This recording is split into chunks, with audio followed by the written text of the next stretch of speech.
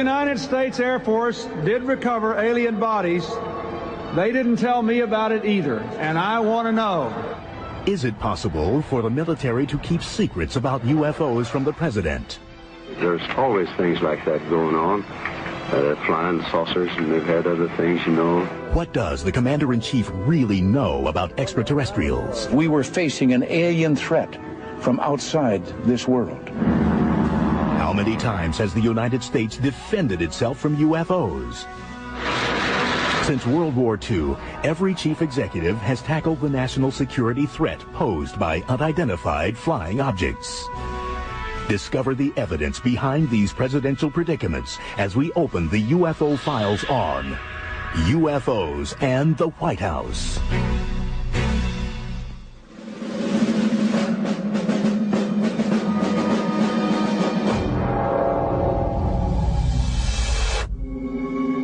It's the early morning hours of February 25th, 1942, just 2 months after the attack on Pearl Harbor. All is quiet at the White House while President Franklin Delano Roosevelt sleeps. But 3,000 miles away, the west coast border of the United States is encroached by an enemy, an unidentified flying enemy. Chaos erupts with a blip on a radar screen.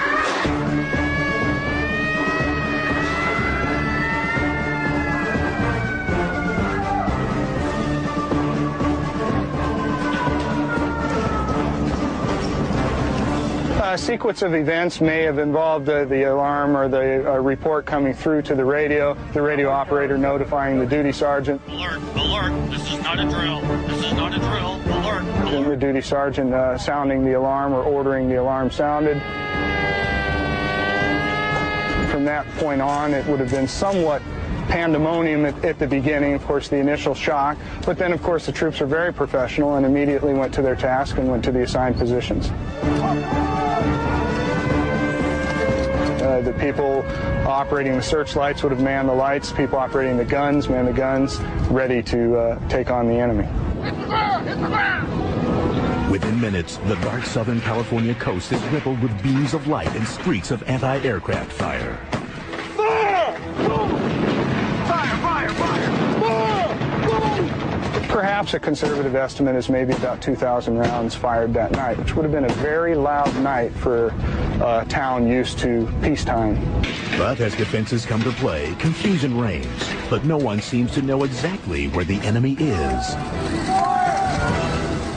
Well, that's the big mystery, and it's still a mystery today. You talk to many veterans, and they will swear to you that they saw aircraft that night. You will talk to many officers who will tell you there was nothing in the air that night. You will talk to civilians who saw aircraft that night. So it's really somewhat of a mystery still. The Army officially concluded that there probably were airplanes up there, but there's no information as to whether they were U.S. or Japanese or whose they were. By definition, I think a UFO. Now, if you want me to say it's little green men, I'm not prepared to commit to that, but yes, it was an unidentified flying object, I think is fair to say. For nearly an hour, the ballistic barrage peppers the skies. But as day breaks, it becomes apparent that the only damage caused by the soldiers is to the city of Los Angeles. Everything that goes up must come down, and of course the surrounding areas were littered with shrapnel fragments. So flak was raining down, and in some cases live shells actually came down and detonated. Of course, the media responded, as media does much of the time, with, let's sell some newspapers. So perhaps the stories were exaggerated, perhaps not. In fact, one of the stories was going around about the LA thing was that the Japanese had submarines, and that they were launching planes off of submarines, which makes absolutely no sense whatsoever. If you take eyewitness reports, they said it was hovering, not just going slow, it was hovering. They have the one photograph where this thing has all the lights focused on it, and basically doesn't look like any type of plane that was available at that time. Accounts of citywide wreckage are explained to President Roosevelt in Washington. The task falls to General George C. Marshall, the War Department's Chief of Staff. Well, Well, Marshall's letter is probably one of the most curious documents to ever be issued about the event. It says as many as 15 airplanes may have been there, varying at speeds from very slow to immediately increasing to 200 miles per hour, ranging from altitude from 9,000 to 18,000 feet. And again, no bombs were dropped. No casualties inflicted, no Allied or U.S. Navy or Army airplanes in the air that night. It just doesn't seem to make sense. If the Japanese had come all this way, we would have thought that there would have at least been some bombing, and certainly if there was more than one aircraft. Nobody can say for sure how FDR first reacted to word that his military responded to what some claim to have been an unidentified flying object. The only thing that came back from the president was a memo from him to Stimson, who was the Secretary of War. The president sent a curt message to Harry Stimson, demanding to know who was responsible for the air alarm systems in the United States, and if anyone other than authorized officials could have triggered them. How Stimson replied to FDR and how he explained the unidentified enemy remains a mystery. No records of his response were found in the National Archives or FDR's presidential library. At that time, I don't think they saw it as an extraterrestrial phenomenon.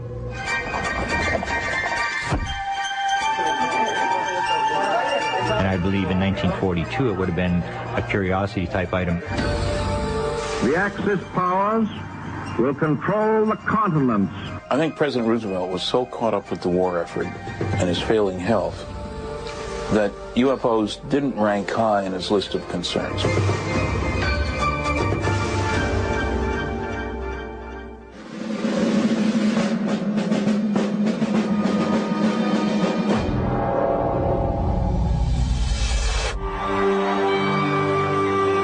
July 1947. New threats of war and a new enemy, the Soviet Union.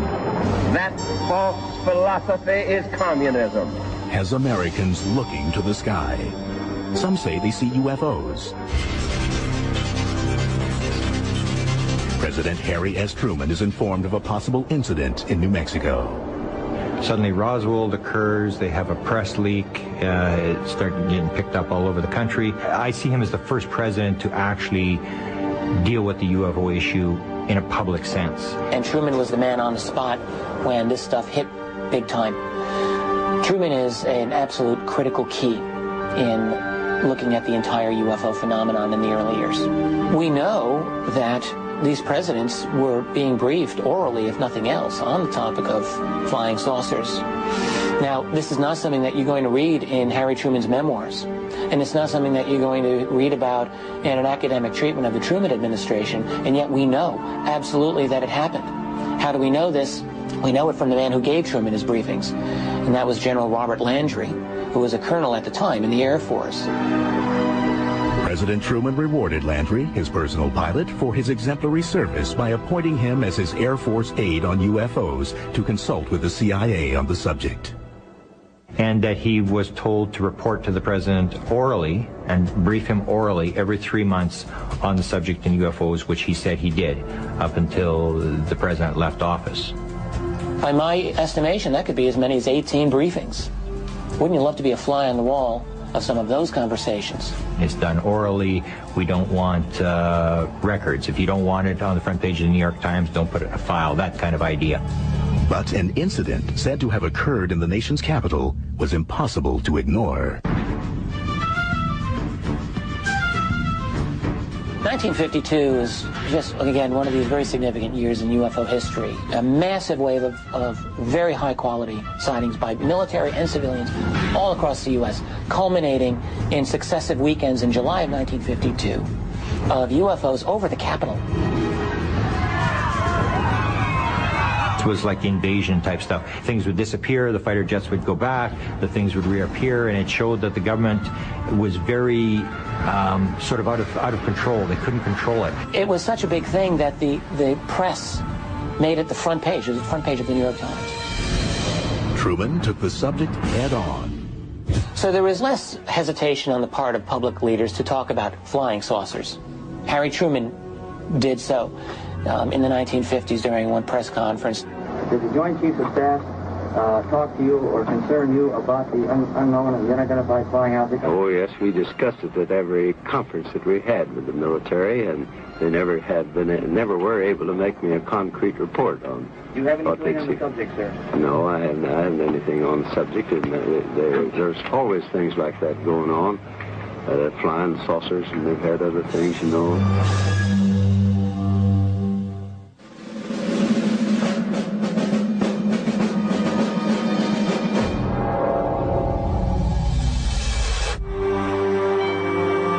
We shall never try to placate an aggressor by the false and wicked bargain of trading honor for security. While Truman addressed the subject publicly, he was never said to have a close encounter himself. However, Dwight Eisenhower, according to ufologists, experienced a sighting in the early 1950s. And the story was that he was off the British coast, 1952, and that this object, a bluish type object, appeared off the side of the ship. I think it occurred for about 10 minutes. Eisenhower and the admiral on the ship had come out onto the deck, and Eisenhower was in PJs. He stood there and watched this thing, and that Eisenhower basically said, well, I better go look into this. I wouldn't mention it right now, and went in, and the fellow who reported it said he never heard anything more about it again. During Eisenhower's term, UFOs became part of America's pop culture through movies and TV shows. But the White House may have had more than a movie script to read. Eisenhower was on the job when UFO secrecy really started to formulate in a systematic way.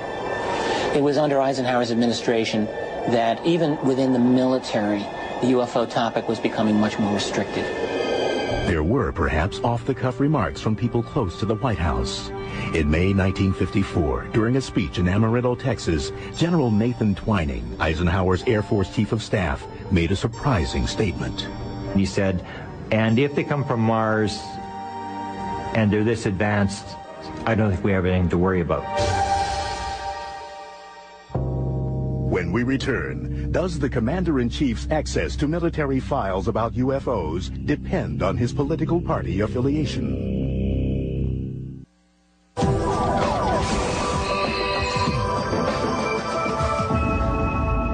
And let every other power know that this hemisphere intends to remain the master of its own house.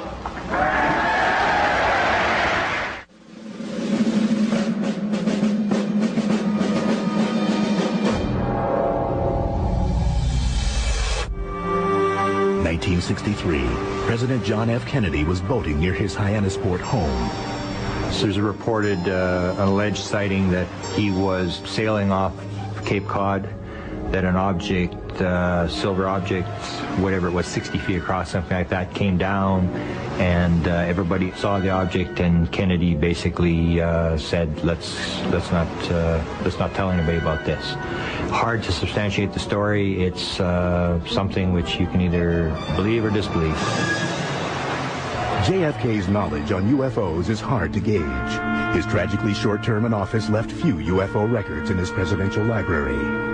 Kennedy's a great mystery with the UFO topic because there's reason to believe that Kennedy had some real information on UFOs. He was concerned about avoiding a war. To regard any nuclear missile launched from Cuba against any nation in the Western Hemisphere. Remember the Cuban Missile Crisis and all this kind of thing. This will produce the greatest crisis which the world has faced in its history. Well aware that saucers might cause us to start a war or the Russians to start a war, but I think he would have been very diplomatic about making sure that we didn't go shooting down flying saucers, for example. Records show that Robert F. Kennedy, JFK's brother and the Attorney General, did share letters from UFO researchers with Congressman Gerald Ford and Air Force officials. Robert Kennedy was very interested in UFOs. There's a number of letters that have surfaced where he dealt with UFOs. So it's very rare to get somebody in that high in office to actually deal with the subject in writing. Many UFO researchers believe that political differences may affect access to certain information, and that some U.S. presidents have not been fully briefed about UFOs by the intelligence community. The same researchers suggest JFK may have been the first president to be kept from the whole truth. He was interested in beating the Russians to the moon, but he wasn't interested in space. It was more of a competition type thing. It was a political thing. Johnson, on the other hand, was extremely interested in space. 3 years ago.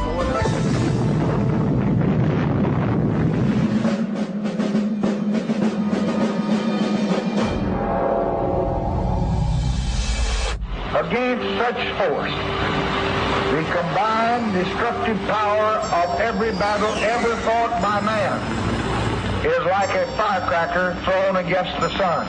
Lyndon Baines Johnson first served in the White House as President John Kennedy's vice president. In September 1961, he responded to a letter from a UFO researcher regarding extraterrestrial visitation. Johnson replied to the letter and said to him, rather than going to the Air Force, he told him to go to the executive secretary at NASA. And it was very strange that he go to NASA, not the Air Force, and very strange that the vice president would be answering UFO mail. During LBJ's term, military officials were said to have investigated an alleged UFO crash near Kecksburg, Pennsylvania. The events of Thursday, December 9th, 1965 remain an important chapter in the history of UFOs and the White House.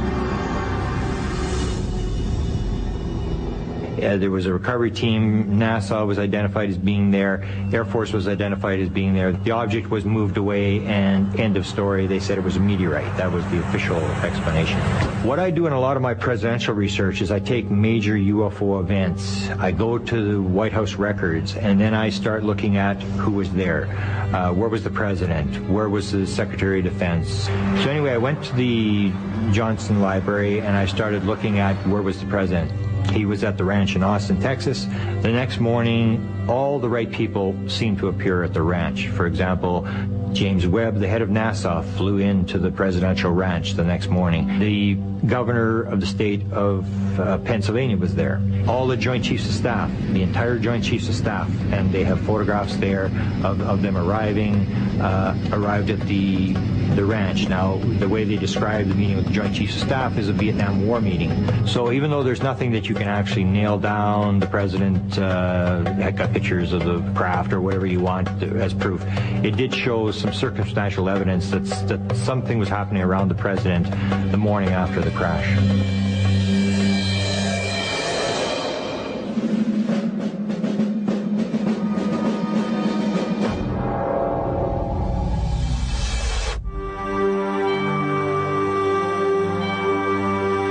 President Richard Milhous Nixon's interest in UFOs is harder to calculate. I've talked to people who claim they talked to Nixon about UFOs. He was very interested. There was a rumored story that he had a huge UFO book collection, which I was never able to substantiate. Many UFO researchers believe Nixon received specific briefings, information he may have wanted to take public. There's some very good indications that he planned to reveal data, that UFOs past, present, and future, a book by Robert Emenegger, a television program that was done with that title. I talked to Emenegger, and he got asked by the Republican Party to produce that show using only government people, because the idea was they were going to release data. Bob Emenegger was an advertising executive and television producer who happened to know an important man inside the Nixon White House.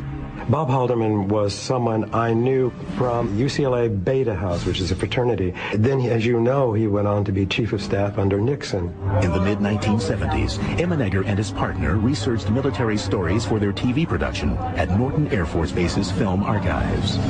Paul Shartle is the one who took us in there and said, "What would you think if we told you we had a landing at Holloman Air Force Base of an alien craft, and it was filmed by our TDY, our temporary duty guys, and the film was sent here to Norton, where all films usually are sent, And I thought, this sounds outrageous, that, UFOs and all. He said, well, look, if you're interested, check with the Pentagon, but bury those under those other projects because of a red flag to get into the subject of UFOs. George Weinbrenner was the commander of foreign technology. He has a private bunker down at Wright-Patterson. I went down the long hall. I could see all the little cameras, surveillance cameras.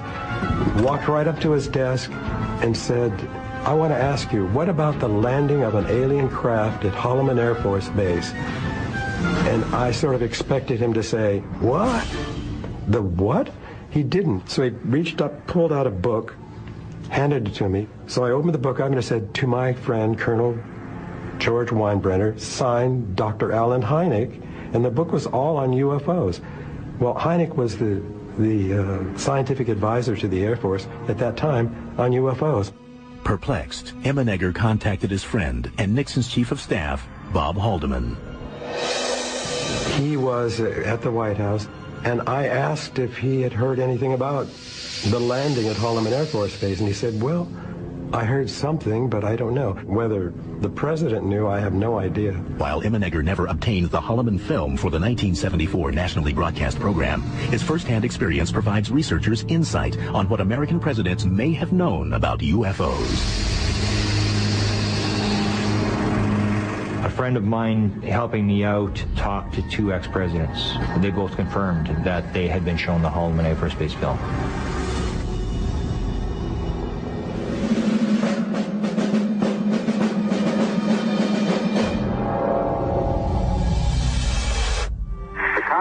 Investigate the rash of reported sightings of unidentified flying objects in southern Michigan and other parts of the country.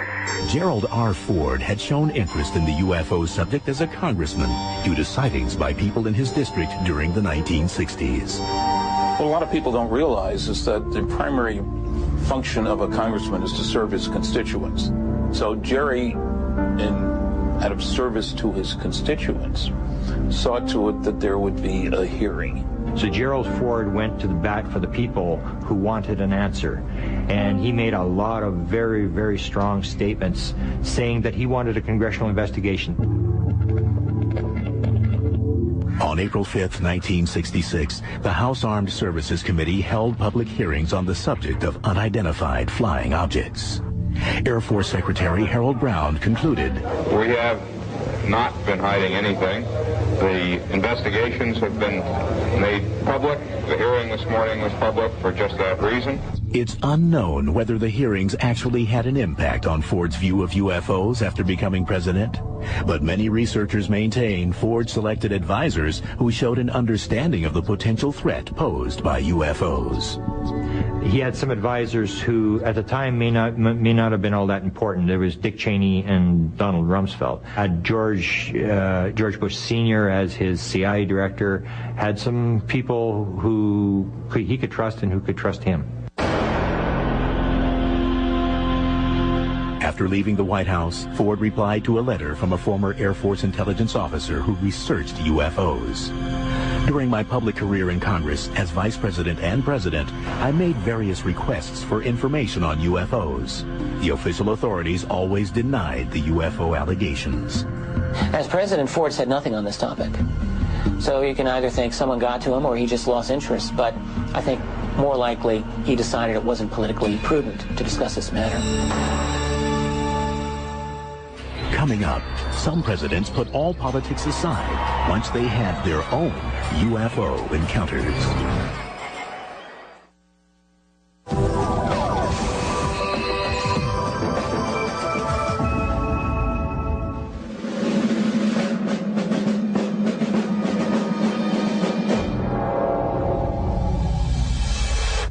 While there are some documents connecting UFOs in the White House and a few reports that presidents may have seen them, there's only one public admission.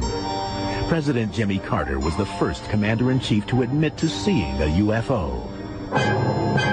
Carter was known as UFO president because he actually talked about his sighting. A UFO group had contacted him, wrote him a letter and said, could you fill out our sighting report? Jimmy Carter filled out the sighting report, and the rest is history. Well, Carter himself said the incident happened in October of 1969 when he was down in Leary, Georgia, speaking at a Lions Club. He spoke very strongly about it. And one thing I think it also is very impressive to the public is the fact that Carter was a state legislator here in Georgia when he saw the sighting, and he went on record about it and spoke of it quite publicly. And even becoming governor and then later becoming president, he's never waffled on it. He's always been quite upfront about it. Yes, I saw something, and no, it was not. I could not identify it. I don't make fun of people who say they've seen unidentified objects in the sky. He'll always say that he can associate with people who have had the experience, that he would never laugh at anybody who's had a UFO sighting because he's experienced it himself. Carter's UFO report gives a vivid account of what he saw that night. I never have tried to identify what I saw. It was, a light in the western sky. It was very unique. I never seen it before. So there were about 20 of us who saw it. Carter said the object he saw was, had firm edges. It was circular. It seemed self-luminous. It was about 1,000 yards away, and it retreated, and then it came forward, and then it left. Basically, when you talk about UFOs, people look at you strangely, and for that reason, I think a lot of people would not be willing to be like Carter and go on the line and actually fill out a report. And he's never disavowed the content of his report, which tells me that Jimmy Carter, just as honest as a man as you'll ever find in or out of government, has left that bit of legacy to be savored by future UFO researchers who can point to it as a milestone in the fact that the government does know more than it has been telling about the subject. And this was enough inspiration for Jimmy to try to funnel out some of that knowledge. While running for the presidency, Carter made campaign promises that he would release all he could about UFOs once he took office. Well, no, but I would, make information that we have about those sightings available to the public on the side. And how did they try to hold Jimmy Carter to his promise? They wrote letters to him as soon as he got in office saying, Jimmy, you're now where you can fulfill your promise, please do so. As many as 9,000 UFO-related letters from citizens reached the White House during Carter's term. Naturally, he didn't answer it all himself, hardly any of it, but there were many people, some of them were interested in the follow-up to that 1976 promise, and others were just interested in telling their own little experience where they might have seen something that they wanted to go on record. But some researchers suggest other reasons why Carter may not have been able to deliver on his campaign promise. The CIA comes in and briefs the president on the most important intelligence stuff. And the person who briefed Jimmy Carter on the intelligence matters was George Bush Sr., the CIA director. Jimmy Carter asked for the UFO file. The story was that George Bush said, you don't have a need to know. This works on a need to know, and curiosity on the part of the president isn't sufficient need to know. To those who claim that George Bush was briefing Carter on UFOs, I think the burden of the proof would be on them. I mean, there were other much more likely subjects for them to be talking about. Regardless, President Carter did release UFO-related documents during his administration. The UFO community considers it the golden years. Half of all the UFO documents, there's thousands of UFO documents that have been released under the Freedom of Information Act request over the last 30 or 40 years. Over half of them were released under 4 years of Jimmy Carter. These newly declassified documents were sourced from numerous agencies. They contain information about many UFO sightings and the military responses. Access to the declassified material continues to bolster UFO research.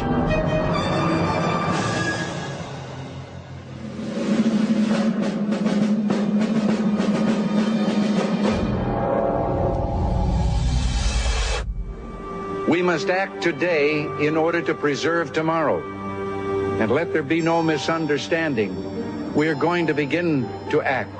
There are reports that Ronald Reagan had 2 UFO experiences prior to serving as president. The story of his first sighting reached the public through the memoirs of actress Lucille Ball. She recalled that Reagan and wife Nancy arrived late to a Hollywood party. And she stated that when Mr. Reagan and Nancy arrived at the party, they were all excited. They told everybody about this sighting, that this thing they had seen it coming down the coast. They had watched this whole thing. Ronald Reagan was very interested in the topic of UFOs, privately, very much so. And indeed, has been said to have seen one while flying on an aircraft as governor of California. Apparently a very interesting sighting.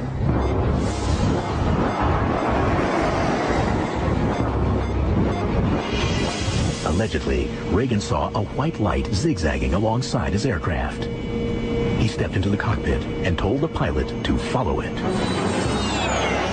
His pilot had 30,000 hours as a pilot, which is an incredible number. And the whole plane load of them saw this thing. They reportedly chased the mysterious light for several minutes until it shot skyward out of sight. Could these alleged sightings have fueled Reagan's repeated references to UFOs and alien life during his presidency? February 11th, 1988, in a speech called Remarks at the Annual Conservative Political Action Conference Dinner, Reagan said, "Our unshakable, root-deep, all-encompassing skepticism about the capital city's answer to the UFO, that bizarre, ever-tottering but ever-flickering saucer in the sky called the prevailing Washington wisdom." A presidential speech is a very complex thing. It has many drafts. It has people who proof every word as to whether every word is accurate in their figures, facts. It's a very long and involved process. There's up to 25 agencies who have to sign off, State Department. Everybody gets to put their little 2 cents in, what they want taken out. So I started checking the speeches, and I went through every Ronald Reagan speech that had this alien invasion. Reagan asked his speechwriters to address the alien UFO subject. He believed that if we were invaded by people from another planet, that the world would come together, the world would unite.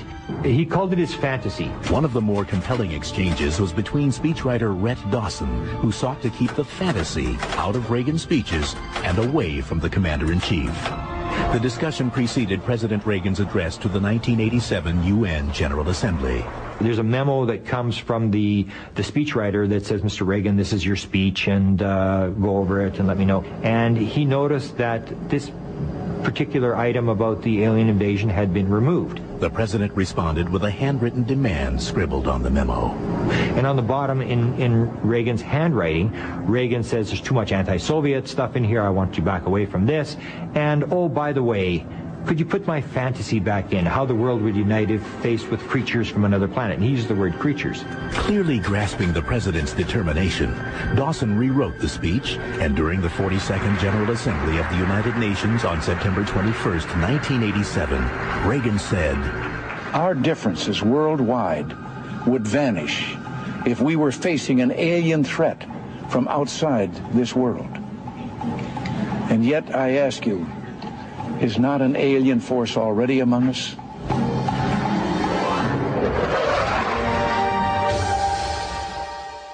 When we return, are some presidents in the know about UFO files while others are not?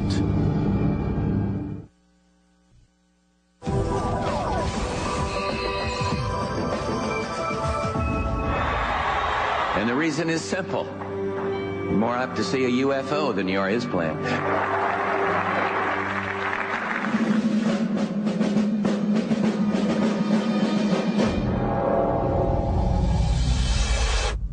UFO researchers insist that George Herbert Bush is the key to present-day UFO knowledge.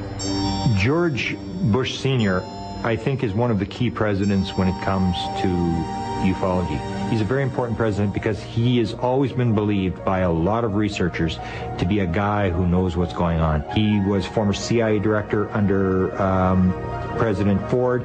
He was vice president under Ronald Reagan for 8 years, would have gotten briefings on many issues, including UFOs. He was trusted by the military. He was trusted mostly by the intelligence community. In fact, now they've actually named a building at the CIA headquarters after George Bush. Herbert Walker Bush, when he was in his earlier days, had served as chief of the CIA. Now, some people think in that capacity he was bound to have known about what was going on ufologically at the agency. If he did, it still probably won't ever be disclosed until after he's long gone, just like the other president. People did write to the agency, by the way, probably when he was serving there. They would send Freedom of Information requests to the agency for any UFO material in its possession, say 900 pages worth and counting. They claim they no longer look into the subject, but how many Americans today are going to accept out of hand such a claim as that? However, little evidence can actually link President Bush to UFOs. For example, when I wrote the Bush Library, I asked them about UFO documents. They said they only had one UFO document. And there are no public documents linking George Bush Sr. to UFOs, but I think there's very little doubt in any researcher's mind that this man knew a lot about the topic. The answer may lie beneath some of the most heavily blacked out government documents, recently declassified from a number of military agencies. To many UFO researchers, George H. Bush and members of his staff, including Dick Cheney and Donald Rumsfeld, was the power team who kept the UFO files closely guarded within military and intelligence circles. George Bush is a man who, by all accounts, knows a lot of what's going on in, let's call it, the secret world. That is the world behind the presidency, the world of real power and wealth. He's a guy that behind the scenes, he's got a lot of oil money, all the right connections, and if you want to know what's going on, George Bush will know what's going on. He's the guy.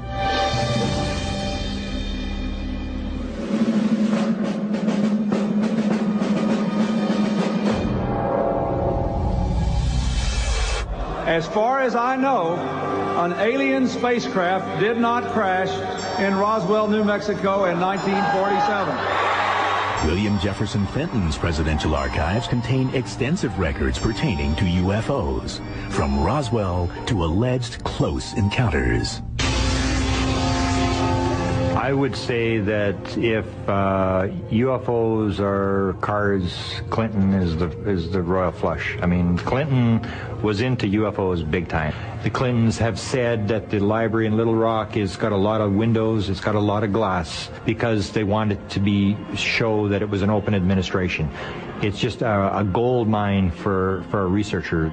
I think Clinton, on the one hand, did more than any other president to get classified material declassified. And he did more to open up government disclosure than any other president, as far as I know. Bill Clinton is another president who had a publicly stated interest in the topic of UFOs and wasn't afraid to say so from time to time publicly. He would talk about Social Security. I mean, I saw a survey the other day that said that some people, and a lot of people in their 20s, thought it was more likely that they would see a UFO than that they would ever draw Social Security.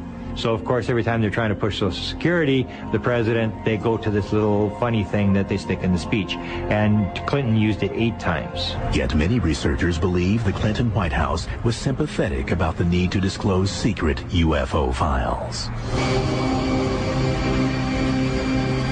Perhaps President Clinton's most impressive comment regarding UFOs was delivered during a speech on November 30th, 1995. When a presidential speech is written, it is not just something the guy makes up. This is something that will take days, weeks, months to put together. It will be vetted by everybody. Something that's in a presidential speech is there for a reason.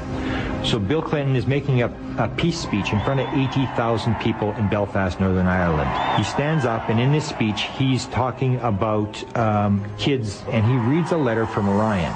And he said, Ryan, if you're out in the audience today, here's the answer to your question. If the United States Air Force did recover alien bodies, they didn't tell me about it either, and I want to know. I want to know. I want to know. This is the part that the press all over America played. The second part of the statement is what I believe is a challenge, a shot across the bow to the military.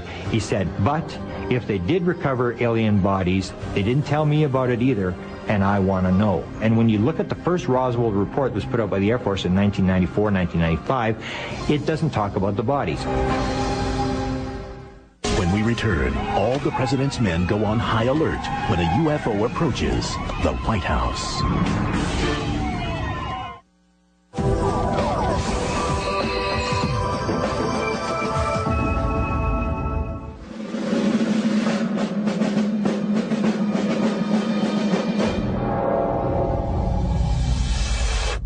That's good. How are you?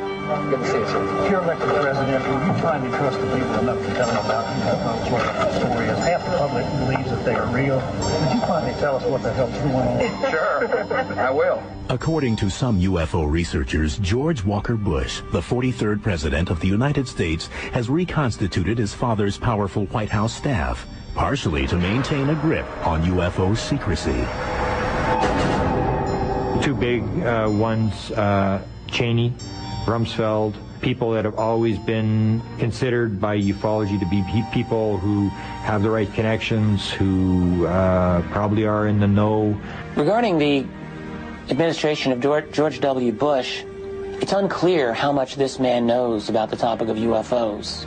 There are many who argue that the Vice President, Dick Cheney, is the man on the spot here in relation to this matter. On April 11, 2001, presidential UFO researcher Grant Cameron was able to query Vice President Dick Cheney on UFO disclosure. Cameron knew he'd have to ask pertinent questions. Have you seen a UFO? Who cares? What do you think about UFOs? Who cares? The important question is, have you been briefed? Did someone walk in your office one day, get you to sign a piece of paper acknowledging that you've been briefed on the subject? And if we can show that the president has been briefed on the subject of UFOs, it would show that not only does it exist, but it's an important subject. I did manage to get the question asked to Dick Cheney. He was on a radio talk show in Washington, D.C. on the Diana Rehm show. And I was the first caller up. I called in and I said to him, and my question was, Mr. Cheney. Since the statement made by George Bush last July, there's been a vicious rumor circulating in the UFO community that you've been read into the UFO program. So my question to you is, in any of your government jobs, have you ever been briefed on the subject of UFOs? And if you have, when was it and what were you told? Well, if I had been briefed on that, I'm sure it was probably classified and I couldn't talk about it. And it stunned me. It was significant because, first of all, he basically stated it would probably be classified and stated I wouldn't be talking about it, which means they're going to continue to keep it secret. And he basically acknowledged that, yes, he's in the loop, and yes, there is something to this. It's secret, and it's important. The issue of government disclosure on UFOs as they relate to national security issues has long been debated.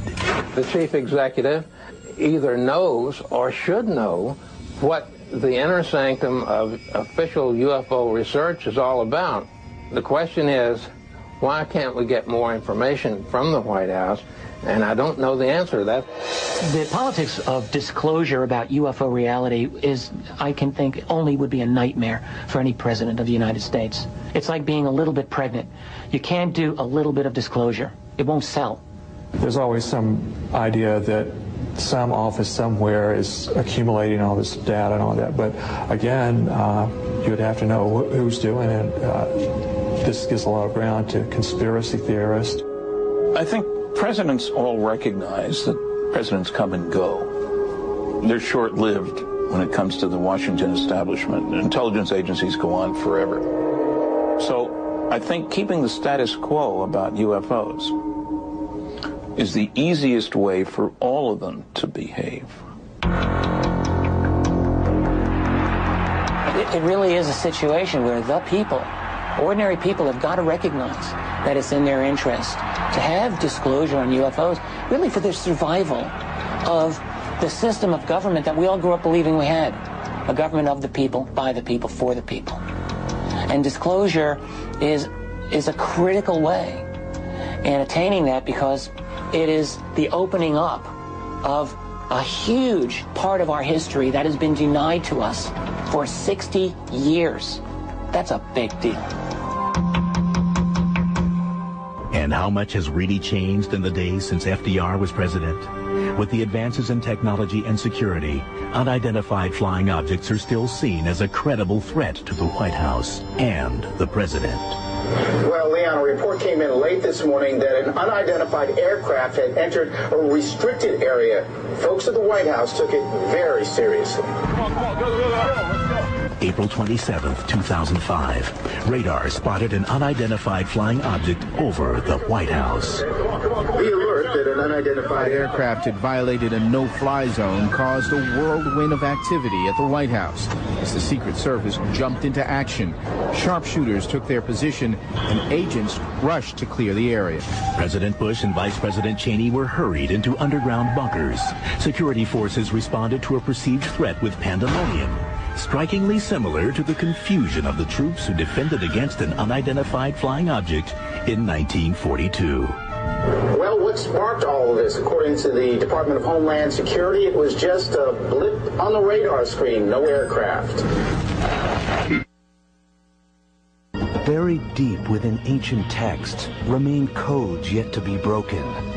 Clouded in mystery, these cryptic messages continue to raise the question: are the visions of our past predicting the future?